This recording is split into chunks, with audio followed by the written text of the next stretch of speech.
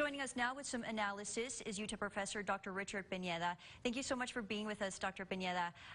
Thank you. Mueller finding no criminal conspiracy with Russia. Would you call this a victory for President Trump today?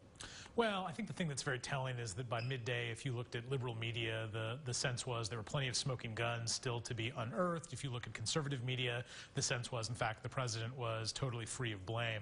I think the one thing that's really important to remember about the report is that while it doesn't exonerate the president, there are a number of questions that I think that the Democrats will try to push on in the next several weeks. And I think that that's really where we're at. I think this is a question of optics at this point and figuring out if the political parties can maneuver around this idea. It's also important to remember that at this point there are still active cases in the southern and eastern districts of New York, as well as the state court in New York. So I think that there's still quite a bit out of the report that will eventually come to light.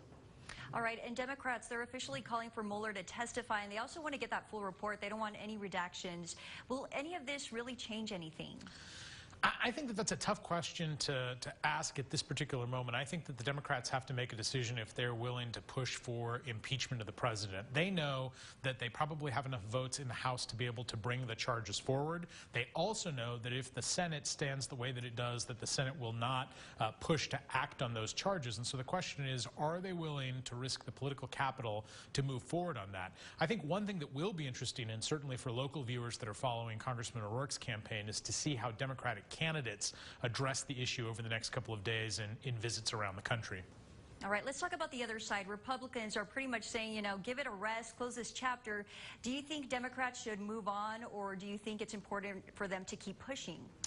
Well, I think that it's always important for the political system to try to seek the closest thing to truth that we can find. And the challenge right now, and I think this is very clear from reading the redacted report, is that Special Counsel Mueller clearly points out that there are things that they could not act on to convict or to find an indictment, but was also very clear